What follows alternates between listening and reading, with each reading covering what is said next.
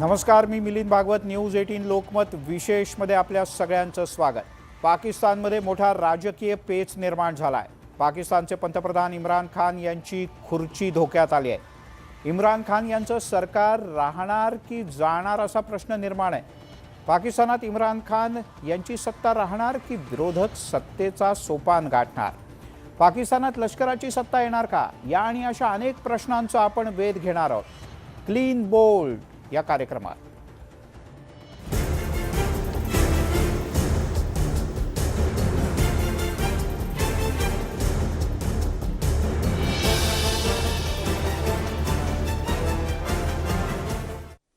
विरोधक इम्रान खान यांच्या विरोधात एकवटले आहेत.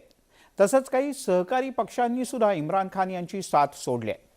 त्यामुळे इम्रान खान हे चांगलेच अडचणीत आहेत. सरकार गोंधळलेलं आहे. इम्रान खान यांना इंटरनॅशनल असेंब्लीमध्ये अविश्वास प्रस्तावाला सामोरं जाण्याशिवाय दुसरा पर्यायच उरलेला नाही. हे आंतरराष्ट्रीय षडयंत्र आहे. देशाविरोधात कट रचलाय. सगळे पुरावे पत्रकारांना देणार.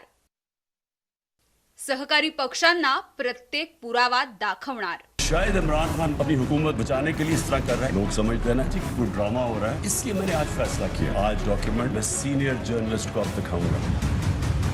लोगों ने जो फैसला करना करे, लेकिन कम से कम फैसला करते वक्त ये सोच ले कहीं आप एक बहुत बड़ी इंटरनेशनल साजिश जो पाकिस्तान के खिलाफ हो रही है उसका हिस्सा ना बने. पाकिस्तानचे पंतप्रधान इम्रान खान यांचं सरकार आता गोत्यात आलंय. त्यामुळे हतबल झालेल्या इम्रान खान यांनी हे आंतरराष्ट्रीय षडयंत्र असल्याचा आरोप केलाय. खरं तर इम्रान खान यांचं सरकार शेवटच्या घटका मोजतंय. एक एक करून त्यांचे सहकारी त्यांची साथ सोडून जात आहेत. त्यामुळे आपल्या विरोधात एक आंतरराष्ट्रीय कट टाकल्याचा आरोप इम्रान खान यांनी केलाय. वो आज डॉक्यूमेंट मैं सीनियर जर्नलिस्ट को अब दिखाऊंगा. लोग समझते हैं ना जी कि कोई ड्रामा हो रहा है. ये ड्रामा नहीं हो रहा. तो शेख साहब आज मैं इन सबको दिखाऊंगा ताकि मैं लोगों ने जो फैसला करना करे. ही इम्रान खान यांची हतबलता आहे का? हा खुर्ची वाचवण्याचा प्रयत्न आहे का? ही इम्रान खान यांची सत्तेसाठी लाचारी आहे का? इम्रान खान यांनी गोपनीय माहिती उघड करण्याचा विरोधकांना इशारा दिला होता. मात्र इस्लामाबाद उच्च न्यायालयाने इम्रान खान यांना जोरदार धक्का दिला. हे गोपनीय पत्र उघड करण्यावर उच्च न्यायालयाने बंदी घातली. त्यामुळे इम्रान खान यांचा राजकीय डाव उधळला गेलाय. पाकिस्तानच्या राजकारणात गेल्या 24 तासात वेगवान घडामोडी घडल्याचं चित्र आहे. इम्रान खान यांनी लष्कर प्रमुख कमर बाजवा यांची 3 वेळा भेटही घेतली. त्यामुळेच इम्रान खान सरकार कोसळण्याची शक्यता आणखी गडद झाली आहे. तसंच इम्रान खान यांच्या राजीनाम्याची शक्यताही वर्तवली जाते. इम्रान खान यांनी आपली खुर्ची वाचवण्याचा प्रयत्न केला खरा, पण त्यामध्ये त्यांना काही यश आलं नाही. कारण पक्षीय बलाबल बघता विरोधी पक्षांचं पारडं जड आहे. पण इम्रान खान यांची बाजू काहीशी कमकुवत झाली आहे. पाकिस्तानच्या इतिहासात आजवर एकाही पंतप्रधानाला आपला कार्यकाळ पूर्ण करता आला नाही. मात्र इम्रान खान ती परंपरा मोडण्याच्या तयारीत असतानाच विरोधकांनी त्यांना रनआउट करण्यासाठी फिल्डिंग लावली आहे. जमहूर का तरीका ये है और एक रवायात ये हैं कि फिर प्राइम मिनिस्टर चाहे वो सिलेक्टेड क्यों ना हो, उनको चाहिए कि जब वो अदबी कुव्वत खो बैठे हैं पार्लियामान में, आज वो इस्तीफा देकर एक नई रीत कायम करें और रवायत कायम करें. अब वज़ीर आज़म साहब का अक्सरियत मुकम्मल तौर पे ख़त्म हो चुका है. समझते हैं कि वज़ीर आज़म साहब ने इस वक्त तक, इस मौके तक इस किस्म की रिस्पॉन्सिबिलिटी नहीं दिखाई हैं. मगर वज़ीर आज़म साहब के पास कोई ऑप्शन नहीं रहा. वो वज़ीर आज़म नहीं रहा. या इस्तीफ़ा देना है या आप इतना देर नहीं भाग सकते हो. आए पार्लियामान का सेशन कल ही है, कल ही वोटिंग रखते हैं. विरोधकांनी इम्रान खान यांच्या राजीनाम्याची मागणी लावून धरली. तर इम्रान खान यांच्या बचावासाठी आता त्यांचे मंत्री शेख रशीद हे सुद्धा पुढे आले आहेत. इम्रान खान शेवटच्या बॉलपर्यंत खेळणार असल्याचं शेख रशीद यांनी सांगितलं. इस्तीफा तो नहीं देने जा रहे? सवाल ही पैदा नहीं होता। आखिरी बॉल पे भी लड़ेगा, आखिरी गेंद पर भी इतवार के रोज वोटिंग पे होगा और मुमकिन है कि इन कैमरा जो है वो असम्बली का भी खिताब करें, शाह महमूद करे या प्राइम मिनिस्टर करे, फाइनल नहीं है, लेकिन आखिरी बॉल आखिरी ओवर तक लड़ेगा और उन मुल्क दुश्मनों को, उन गैर मुल्की सरमाए पर सियासत करने वालों को और उन लोगों को जिन्होंने हमेशा इस मुल्क में इसकी इज्जत और इसके वकार को गैर मुल्की पैसों से नुकसान पहुंचाया। इम्रान खान हे लवकरच राजीनामा देणार असल्याची चर्चा सुरू झाली आहे. तसंच पाकिस्तानात आणीबाणी लागू केली जाण्याचीही शक्यता आहे. तर काहींच्या म्हणण्यानुसार पाकिस्तानात लष्करी राजवटही लागू केली जाईल. लष्कर प्रमुख बाजवा आणि ISI प्रमुखांनी इम्रान खान यांची भेट घेतल्यामुळे या सगळ्या चर्चांना उधाण आलंय.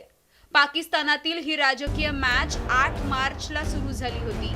त्या दिवशी पाकिस्तानात डेमोक्रेटिक मूव्हमेंट आणि पाकिस्तान पीपल्स पार्टीने इम्रान खान यांच्या विरोधात अविश्वास प्रस्ताव दाखल करण्याची घोषणा केली होती. त्यानंतर 28 मार्चला नॅशनल असेंब्लीमध्ये अविश्वास प्रस्ताव दाखल करण्यात आला. इम्रान खान यांच्या काही सहकारी पक्षांनी त्यांची साथ सोडली.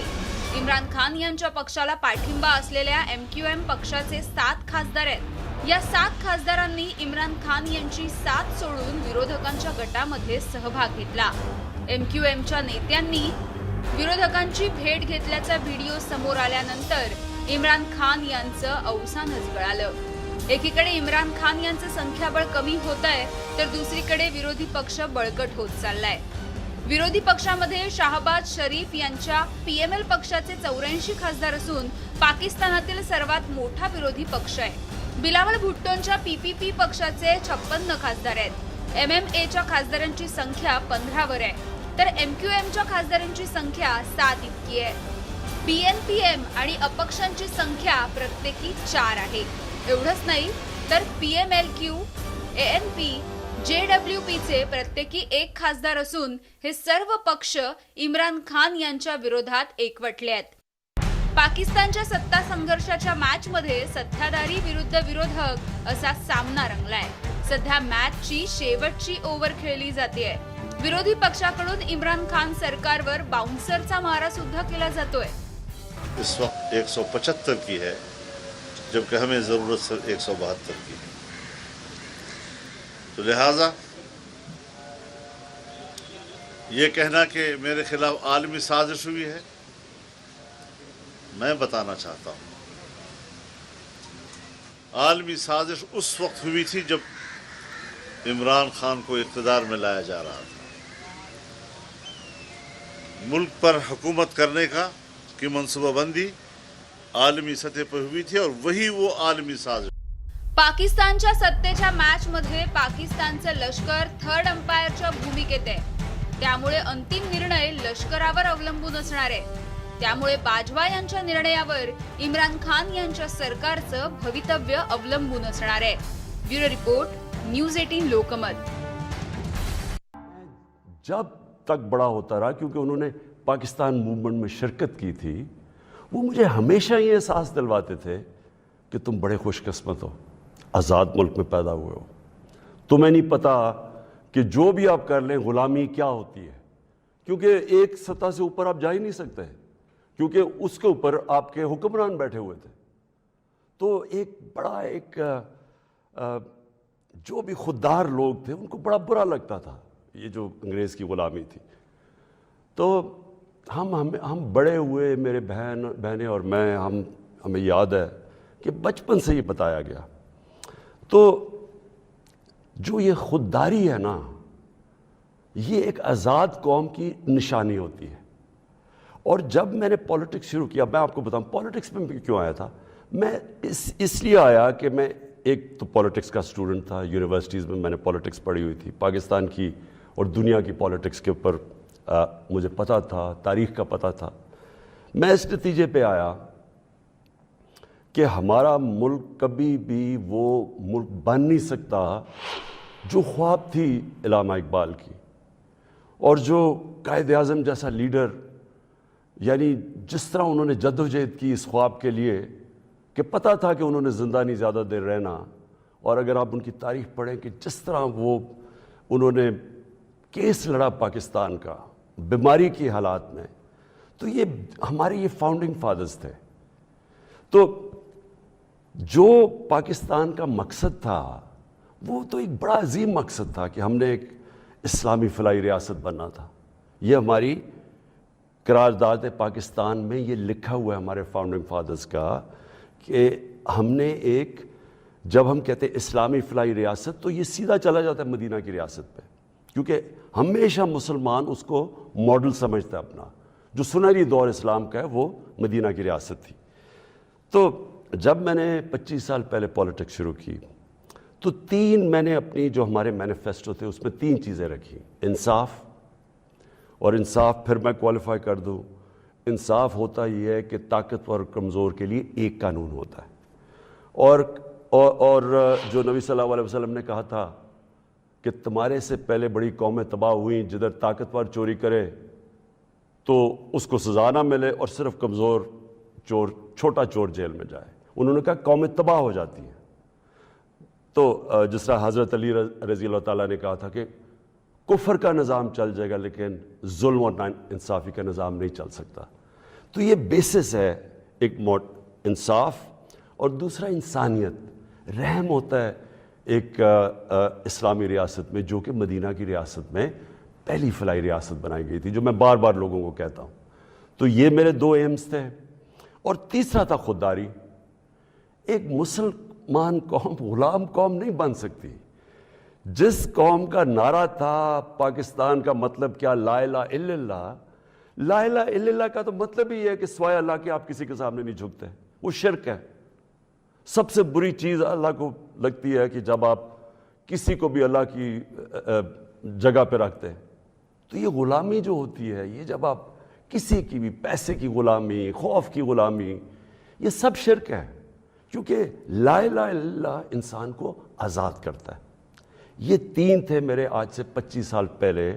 آپ دیکھیں کہ میں مینیفیسٹو میں یہ 3 چیزیں لکھی تھی. مجھے لوگ کہتے ہیں عمران صاحب آپ اسلام کا نام استعمال کرتے ہیں.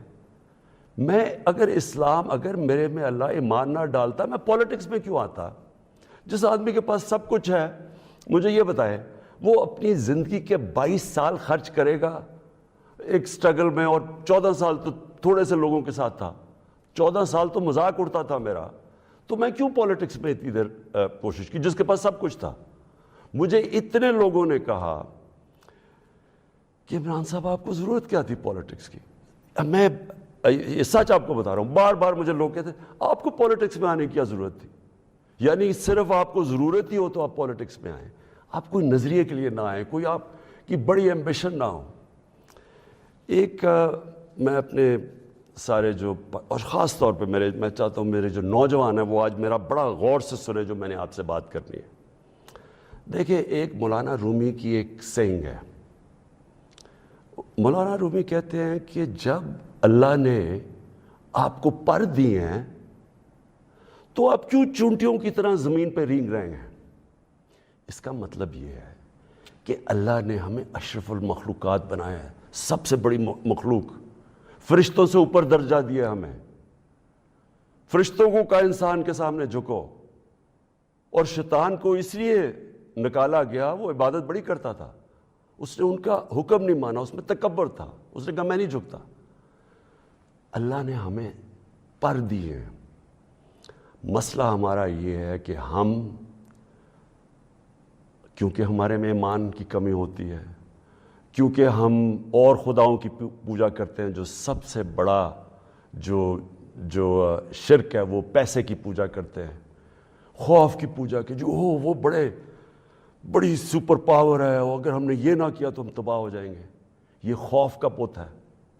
ہم انسان چونٹیوں کی طرح رینگتا رہتا ہے.